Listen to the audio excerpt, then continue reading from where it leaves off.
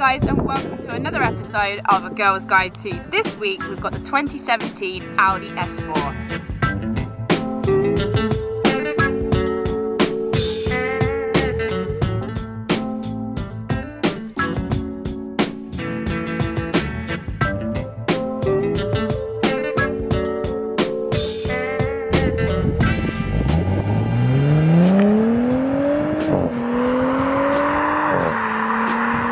So for the interior of the S4, now as opposed to the RS4 or the A4, it's just that little bit more sporty. It's got a little bit more garnish. I mean, with this one, it's got the black sports pack in there with these lovely carbon inlays. The seats are not as harsh as buckets, but they're more of the sporty seats. Here, this one has the red Magma Nappa leather in there, and they're super comfortable. The driving position is great, and it's a nice place to be. No Alcantara everywhere, but it still has the lovely black Nappa leather with the contrasting red stitch. The digital dashboard, you know, Audi really kill it every time with all of the digital dash. It's just a nice place to be. Like, it's not too much because it's not so much the way of the RS, but it's not as functional and everyday as the A4. The S4 is a really nice mid-range car, but you can really load it up with every optional extra that you can find. I mean, this one even has bum massages. Now for girls out there, I mean, that's great. I mean, guys, I don't know, but you know what? For the price bracket, around 45 grand, it's a perfect daily.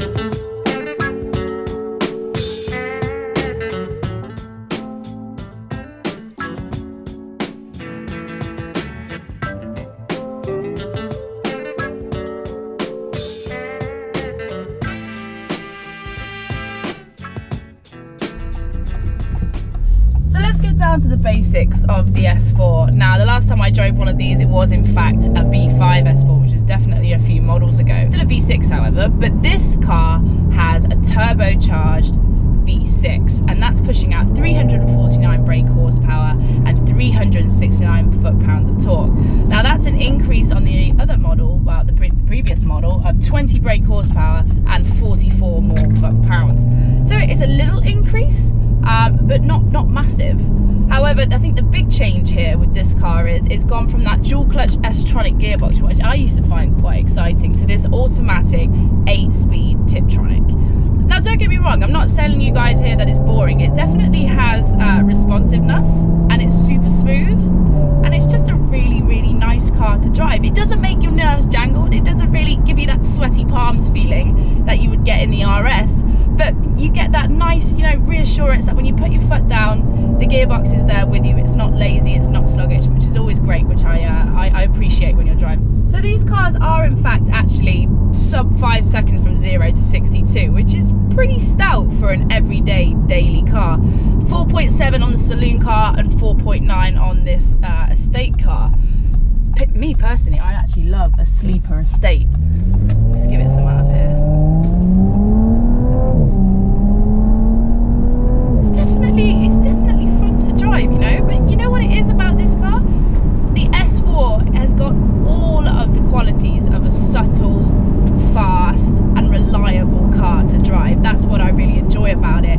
You know, it's not like pull your pants down fast, but it's fast enough that you can get yourself out of any sketchy situations and definitely overtake that granny in a Peugeot 306 coming up. But it's not gonna really make you sweat, which I think for somebody who's looking to buy a car around this price bracket, £45,000, it has all of the qualities that you would want. So you have in fact 4 different driving modes in this car, which you can sort of nicely click and select from your nice little center console here. Have to admit, with this car that I've been given, it does have the optional extra of the virtual cockpit, and it is just intense. Like, I love how everything comes up here. You can do everything from your dashboard. But anyway, I'm going off track. I'm just saying how much if you can get the optional extra of this, I would 100% go for it. But back to the driving mode. So obviously you've got efficiency, comfort, auto and dynamic. With the first 3, as usual, it's kind of there to placate, you know, your more everyday drivers. The car definitely gets into its own groove when it's in dynamic. It's not got an obscene exhaust note when it's in dynamic, but it's definitely there, isn't it? This is more for your dads that have got a couple kids and they're trying not to look too asbo when they're driving around. The steering is a little bit remote, but it's definitely, it's up there with feel like you're steering, and that, you know, it's got a slight degree of body roll in there, but it's not too bad. You can drive this car fast, and look, my face isn't even really changing. It doesn't like make me make my eyes wide. It's just, you know, it's like, oh, this is pleasant.